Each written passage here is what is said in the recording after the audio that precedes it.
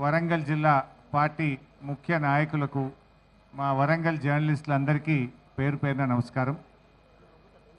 ముఖ్యంగా ఇప్పటికే అన్ని ఏర్పాట్లు కూడా పూర్తయినాయి.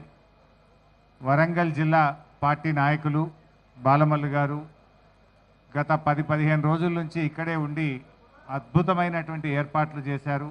వారందరికీ నా తరఫున అభినందనలు, కృతజ్ఞతలు కూడా తెలియజేస్తా ఉన్నా. మరి కేసీఆర్ గారి నాయకత్వంలో ఈ సభ చాలా అద్భుతంగా ఏర్పాట్లు జరిగాయి. అఫ్కోర్స్ వరంగల్ జిల్లాకు భారీ బహిరంగ సభలు జరిపిన ఘనత వరంగల్ జిల్లాకే ఉంది. గతంలో మహాగర్జన పేరిట 20 సభ జరిపిన చరిత్ర కూడా వరంగల్ జిల్లాకే దక్కింది. సో అందువల్ల వరంగల్ జిల్లా నాయకత్వం మొదటి నుంచి కూడా అద్భుతమైనటువంటి సభలు సమావేశాలు జరిపారు. ఎప్పుడైనా బీఆర్ఎస్ పార్టీకి అతిపెద్ద సభలకు వరంగలే వేదిక అయింది. ఇప్పుడు కూడా కేసీఆర్ గారు మళ్ళీ వరంగల్లోనే ఈ యొక్క సభ జరపాలని నిర్ణయించడం, మరి ఈరోజు రాష్ట్ర వ్యాప్తంగా కూడా ఈ సిల్వర్ జూబ్లీ, ఈ రజతోత్సవానికి రాష్ట్ర ప్రజలు స్వచ్ఛందంగా పెద్ద ఎత్తున తరలి రావడానికి సిద్ధమయ్యారు. ఇప్పటికే చాలా జిల్లాల నుంచి పాదయాత్రన ప్రజలు ప్రారంభమై దారి మధ్యలో ఉన్నారు. ఎడ్ల బండ్ల మీద కొంతమంది చేరుకున్నారు, ఇంకా కొంతమంది చేరుకుంటా ఉన్నారు. కొంతమంది సైకిల్ యాత్ర మీద బయలుదేరారు. కొంతమంది స్వచ్ఛందంగా తమ సొంత వాహనాల్లో రావడానికి కూడా రాష్ట్ర వ్యాప్తంగా ప్రజలు కేసీఆర్ను చూడాలి, కేసీఆర్ గారు ఏం మాట్లాడతారో వినాలనేటువంటి ఒక ఉత్సాహం ఈ రాష్ట్ర వ్యాప్తంగా కూడా కనబడతా ఉంది. బీఆర్ఎస్ రజతోత్సవం అంటే ఇది తెలంగాణ ప్రజలందరికీ కూడా నిజంగా ఒక రకంగా పండగ లాంటిదే. బీఆర్ఎస్ పార్టీ లేకపోతే ఇవాళ తెలంగాణ లేదు, తెలంగాణ లేకపోతే ఇవాళ ఇంత అభివృద్ధి మనం చూసేటువంటి వాళ్ళం కాదు. ఆనాడు సమైక్య రాష్ట్రంలో కరువు కాటకాలకు నిలయంగా, వలసలకు నిలయంగా, ఆత్మహత్యలకు నిలయంగా ఉన్న ఈ ప్రాంతానికి విముక్తి కలిగించి తెలంగాణ ఆత్మగౌరవ బావుటా ఎగిరేసినటువంటి పార్టీ ఇవాళ బీఆర్ఎస్ పార్టీ. రాష్ట్రాన్ని సాధించింది బీఆర్ఎస్ పార్టీ, రాష్ట్రాన్ని అభివృద్ధి పథంలో నడిపించింది బీఆర్ఎస్ పార్టీ. ఇవాళ ప్రతిపక్షంలో కూడా కాంగ్రెస్ ప్రభుత్వం మెడలు వంచి ప్రజల పక్షాన నిలిచింది కూడా బీఆర్ఎస్ పార్టీ. సో బీఆర్ఎస్ ఏ పాత్రలో ఉన్నా ప్రజల పక్షమే. ఆనాడు ఉద్యమ పార్టీగా ఉన్నా, 10 ఏళ్ళు అధికారంలో ఉన్నా, ఈ ఏడాదిని అర్థం ప్రతిపక్షంలో ఉన్న బీఆర్ఎస్ ఎప్పుడూ ప్రజల పక్షమే. ప్రజలు ఏ రోల్ ఇచ్చినా ప్రజల ఆకాంక్షల కోసం పనిచేసేటువంటి పార్టీ ఇవాళ బీఆర్ఎస్ పార్టీ. ఇవాళ ఏ రోజైనా ప్రజలు ఇవాళ ఏ కష్టం వచ్చినా మళ్ళీ బీఆర్ఎస్ వైపే చూస్తున్నారు. రాష్ట్రంలో మళ్ళీ కేసీఆర్ రావాలి, మళ్ళీ బీఆర్ఎస్ ప్రభుత్వం రావాలి అని ఇలా రాష్ట్ర ప్రజలందరూ కూడా కేసీఆర్ వైపు చూస్తూ ఉన్నారు. ఈ ప్రభుత్వం ఎన్నో ఆశలు చెప్పి, ఎన్నో ప్రజల్లో విషయాలు చెప్పి ఇలా అధికారంలోకి వచ్చింది. కానీ ఏడాదిని అర్థంలోనే పాలేందో నీళ్ళేందో తేలిపోయింది.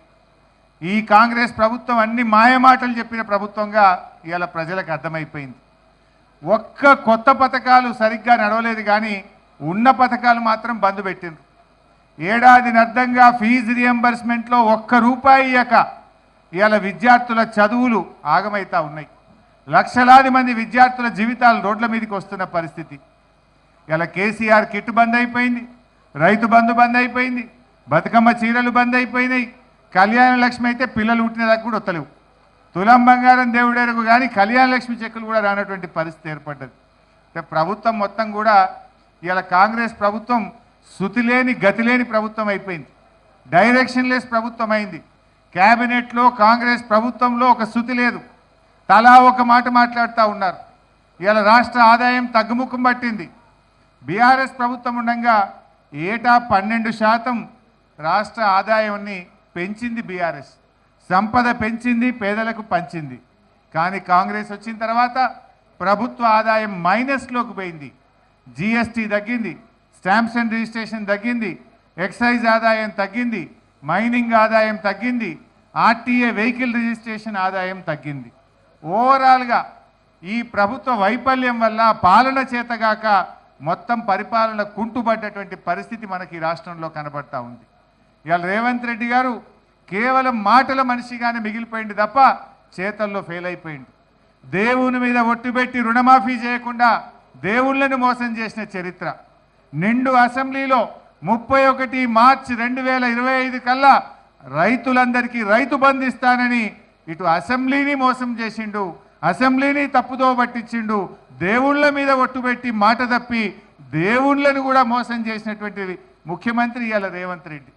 అసెంబ్లీలో ఒక మాట చెప్తే ఖచ్చితంగా అది అమలు చేసినటువంటి చరిత్ర శాసనసభకు ఉంటుంది. కానీ శాసనసభలో చెప్పిన మాట నడవదు, దేవుళ్ళ మీద ఒట్టుబెట్టి చెప్పిన మాట అమలు కాదు, మొత్తంగా కూడా గందరగోళమైంది. అందుకే ఇవాళ రాష్ట్రంలో ఉండే రైతులు కేసీఆర్ వైపు చూస్తున్నారు. రైతు రాజ్యం అంటే అది బీఆర్ఎస్ ప్రభుత్వమే నిజమైన రైతు రాజ్యం ఇచ్చింది. ఈ రాష్ట్రానికే కాదు దేశానికే మార్గదర్శకంగా రైతుల విషయంలో కేసీఆర్ గారి పాలన ఉంది. ప్రపంచంలో ఎక్కడ కూడా రైతులకు నగదు బదిలీ పథకం లేదు. దాన్ని మొట్టమొదలు అందించింది బీఆర్ఎస్ ప్రభుత్వం. బీఆర్ఎస్ను చూసినాకనే కేంద్ర ప్రభుత్వం పిఎం కిసాన్ పెట్టింది. బీఆర్ఎస్ను చూసినాకనే అనేక రాష్ట్రాల్లో రైతు బంధు పథకం వచ్చింది. రైతు బంధు అయినా రైతు బీమా అయినా దానికి ఛాంపియన్ బీఆర్ఎస్ పార్టీ కేసీఆర్ గారు. అదేవిధంగా నీటి తీరువా లేని రాష్ట్రం, కరెంటు బిల్లు లేని రాష్ట్రం, 24 గంటల నాణ్యమైన బిల్లు లేని ఉచిత కరెంట్ ఇచ్చిన ఒకే ఒక్క రాష్ట్రం తెలంగాణ రాష్ట్రం. అది చెరువుల కిందైనా కాలువల కిందైనా నీటి తీరువా లేకుండా ఉచితంగా సాగునీరు అందించిన రాష్ట్రం కూడా అది బీఆర్ఎస్, అది కేసీఆర్ గారు. ఈ రకంగా రైతులకు అద్భుతమైన పాలన బీఆర్ఎస్ అందించింది. అందుకని నాకు ఉన్న సమాచారం ఏ ఊర్లో కూడా బండ్లు సరిపోతలేవు. నేను వస్తూ ఉంటే మెదక్ జిల్లా పాపన్నపేట నుంచి రైతులు మాట్లాడిండ్రు, సార్ ఒకటే బస్సు పెట్టిండ్రు మా ఊర్లో, ఇంకా బస్సులు కావాలి అంటే బస్సులు దొరకలేవు అంటే లారెండో పెట్టి సార్ మేము వస్తాం మీటింగ్కు అంటున్నారు. అది ఇలా ప్రజల్లో ఉన్నటువంటి ఆదరణ. అంటే రైతులకు కాంగ్రెస్ ప్రభుత్వం వచ్చినాక రుణమాఫీ కాలేదు, రైతు బంధు రాలేదు, రైతులకు సాగునీరు కూడా రాని పరిస్థితి. నీళ్లు లేక కాదు, పాలన చేతగాక. దేవాదుల మోటార్లు 45 రోజులు ఆలస్యంగా ప్రారంభం కావడం వల్ల లక్షల ఎకరాల్లో వరంగల్ జిల్లాను పంట నిండబెట్టింది ఇవాళ కాంగ్రెస్ ప్రభుత్వం. ఆడ సమ్మక్క సాగర్ కట్టినాం, మోటార్లు ఉన్నాయి, నీళ్లున్నాయి, కానీ మెయింటెనెన్స్ 6-7 కోట్ల రూపాయల డబ్బులు ఇయ్యక 600-700 కోట్ల రూపాయల పంట నిండబెట్టింది కాంగ్రెస్ పార్టీ. ఇలా కృష్ణానదిలో మనకు తాత్కాలిక ఒప్పందం ప్రకారంగా 34% వాటా ఉంటే 27% నీళ్లు కూడా వాడుకొని దద్దమ్మ ప్రభుత్వం ఈ రేవంత్ రెడ్డి ప్రభుత్వం. ఎంత బాధ కలుగుద్దంటే ఖమ్మంలో, నల్లగొండలో, మహబూబ్ నగర్లో నీళ్లుండి పంటలు ఎండబెట్టిన ప్రభుత్వం ఈ కాంగ్రెస్ ప్రభుత్వం. నీళ్లు లేక కాదు, ఇవాళ శ్రీశైలంలో సాగర్లో నీళ్ళు వచ్చినాయి, రోజుల తరబడి గేట్లు ఎత్తినాం, కానీ సకాలంలో మోటార్లు ఆన్ చేయక, చెరువులు నింపక, రిజర్వాయర్లు నింపక ఇలా మనకున్న వాటాను కూడా వాడుకోలేకపోయిన ప్రభుత్వం ఇవాళ కాంగ్రెస్ ప్రభుత్వం. ఇలా మనకు 34% తాత్కాలిక ఒప్పందం. కోర్స్ ఇప్పుడు సెక్షన్ 3 కింద డెఫినెట్గా మన నీటి వాటా పెరుగుతుంది, నీళ్ళు ఎక్కువ సాధించుకుంటాం.